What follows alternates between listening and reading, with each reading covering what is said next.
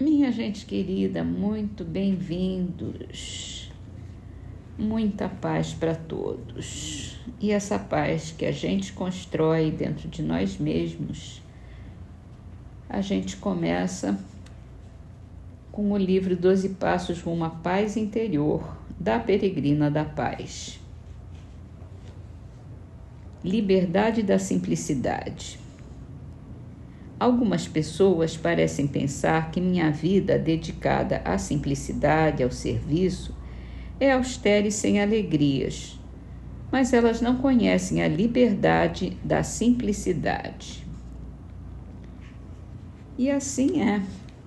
Quanto mais simples, mais livres nós somos.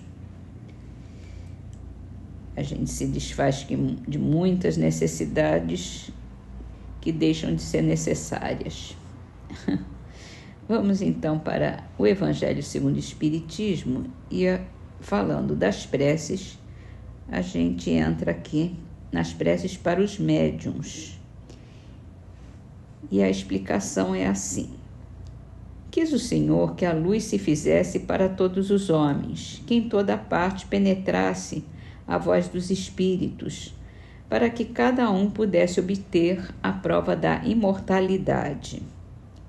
Com esse objetivo é que os espíritos se manifestam hoje em todos os pontos da Terra, e a mediunidade se revela em pessoas de todas as idades e de todas as condições, homens, mulheres, crianças, velhos. É um dos sinais que os tempos preditos chegaram. Para conhecer as coisas do mundo visível e descobrir os segredos da natureza material, Deus outorgou ao homem a visão corpórea, os sentidos e instrumentos especiais. Com o telescópio, ele mergulha o olhar nas profundezas do espaço. Com o microscópio, descobriu um mundo do infinitamente pequeno. Para penetrar no mundo invisível, Deus nos deu a mediunidade. Médiuns são os intérpretes incumbidos de transmitir aos homens os ensinamentos dos espíritos, ou melhor, são os órgãos materiais de que os espíritos se servem para se expressarem aos homens encarnados por maneira inteligível. Santa é a missão que desempenham, visto ter por fim rasgar os horizontes da vida eterna. Os espíritos vêm instruir o homem sobre seus destinos para reconduzirem-no à senda do bem e não para pouparem-no do trabalho material que é necessário executar nesse mundo, tendo por meta seu adiantamento e nem para lhe favorecer a ambição e a cupidez. Aí tem os médiuns o dever de se compenetrar no bem para não fazer mau uso de suas faculdades. Aquele médium que compreende a gravidade do mandato que se acha investido o desempenha religiosamente. Sua consciência o condenaria por utilizar como divertimento e distração para si ou para os outros faculdades que lhe são concedidas para fins sérios e que o põem em comunicação com os seres de além-túmulo. Como intérpretes do ensino dos espíritos, os médiuns têm de desempenhar um importante papel na transformação moral que se opera. Os serviços que podem prestar guardam proporção com a boa diretriz que imprimam as suas faculdades, porque os que enveredam pelo mau caminho são mais nocivos do que úteis à causa do espiritismo. Pela má impressão que produzem, mais de uma conversão retardam. Terão, por isso mesmo, de dar contas do uso que tenham feito de um dom que lhes foi concedido para o bem de seus semelhantes. O médium, que queira gozar sempre da assistência dos bons espíritos, tem que trabalhar para se melhorar. O que deseja que a sua faculdade se desenvolva e engrandeça, tem que se engrandecer moralmente e abster-se de tudo que possa concorrer para desviá-la do seu fim providencial. Às vezes, se os espíritos bons se servem de médiuns imperfeitos, é para dar bons conselhos, com os quais procuram fazê-los retomar a estrada do bem. Se, porém, topam com corações endurecidos e se suas advertências não são escutadas, afastam-se, ficando livre o campo aos maus. A experiência prova que, da parte dos que não aproveitam os conselhos que recebem dos bons espíritos, as comunicações, depois de terem revelado certo brilho durante algum tempo, pouco a pouco degeneram e acabam caindo no erro, na vertigem ou no ridículo, sinal incontestável do afastamento dos bons espíritos.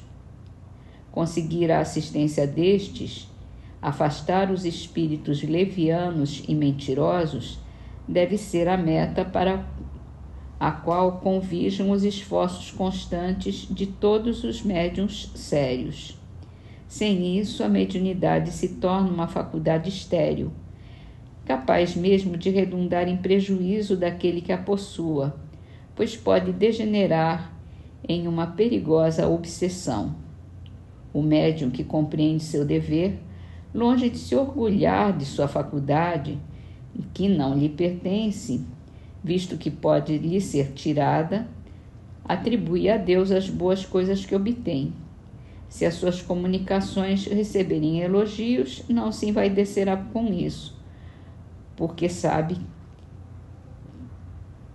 que são independentes de seu mérito pessoal. Agradece então a Deus tê-lo consentido que por seu intermédio bons espíritos se manifestassem. Se dão lugar à crítica, não se ofende, porque não são obra de seu próprio espírito. Ao contrário, reconhece no seu íntimo que não foi um bom instrumento e que não dispõe de todas as qualidades necessárias para obstar à imiscuição dos espíritos maus. Cuida, então, de adquirir essas qualidades e suplica por meio da prece as forças que lhe faltam. Bom, nós todos somos espíritos imperfeitos aqui na Terra. Alguns são um pouquinho melhor do que os outros, alguns são um pouquinho pior do que os outros, mas todos somos imperfeitos, todos temos problemas, senão não estaríamos encarnados. E assim também são os médiuns. Então,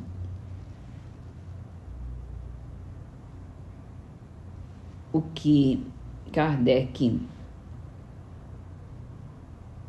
quer dizer aqui é que o médium tem uma responsabilidade maior para poder fazer essa intermediação com os espíritos. Então ele tem que procurar ter uma moral, um comportamento, uma vida mais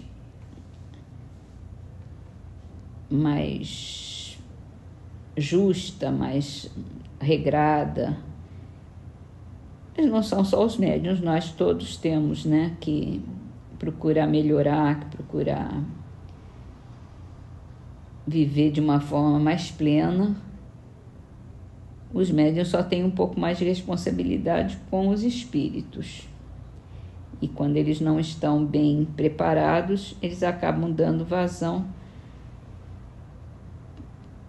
às obsessões e às falsas comunicações. E assim terminamos as nossas leituras.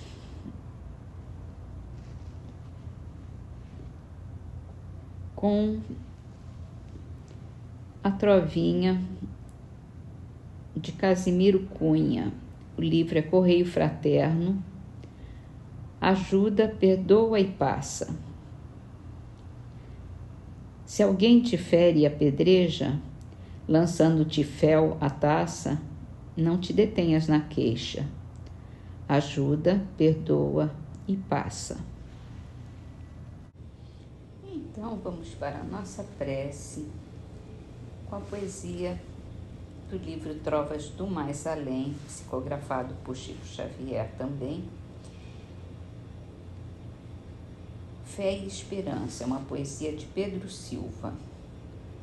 Pessoa, quando sem fé, por mais que tenha cultura, quase sempre lembra a fera que ninguém doma ou segura. Na hora do sofrimento, o grito de rebeldia é o fogo com que se queima a bênção que Deus envia. Fé viva, ora em ação, mora na faina do bem, recebe pedras por flores, nunca atrapalha ninguém. De toda a vida que vejo, a vida que não se cansa, é a vida que não se afasta do caminho da esperança. Quem se eleva à glória humana pode alcançar apogeus, mas sobe caindo abaixo se foge do amor de Deus.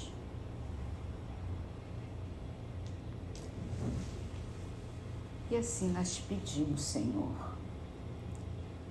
que nos ajude a manter a nossa fé sempre acesa, sempre forte, sempre dinâmica, acreditando no seu bem, acreditando que tudo que nos acontece vem para que sejamos melhores, para que evoluamos, para que tenhamos mais aprendizado, para que realmente aprendamos com as suas lições, que seja pelo amor ou pelo sofrimento, estamos sempre aprendendo. E pelo amor, é sempre mais alegre, mais feliz, mais pleno, porque aprendemos com alegria, aprendemos com a nossa experiência, com a nossa razão, com a nossa compaixão, a perdoar, a ajudar, a viver da forma mais linda, mais digna. Mas aprendemos também com a dor, pelo sofrimento,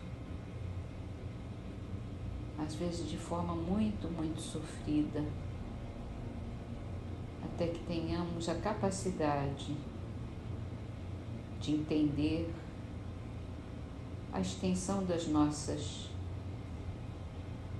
ações, da nossa responsabilidade, e assim vamos conseguindo um passo a cada dia, uma experiência às vezes sofrida, às vezes dolorosa, de perdas, de frustrações, para que saibamos o que estamos errando, aonde estamos faltando com a nossa caridade, com o nosso bem. Por isso que precisamos nos conhecer cada vez mais, entrar em contato conosco mesmos, entender por que a gente age de maneira muitas vezes atabalhoada, muitas vezes agressiva, e podermos nos transformar, podermos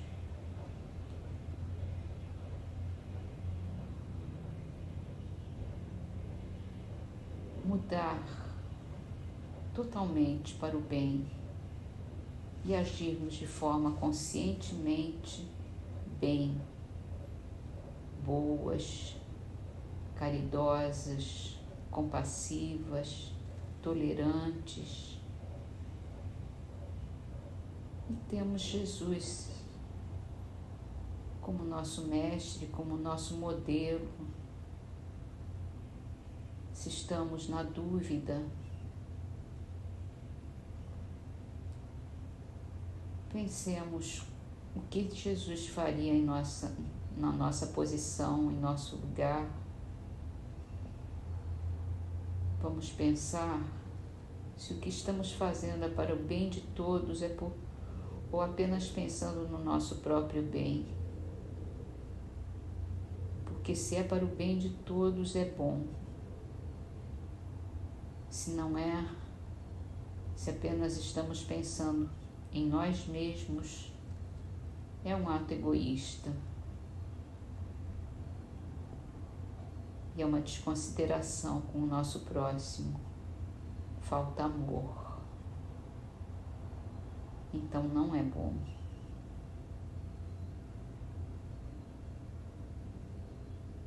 Ensina-nos, Jesus,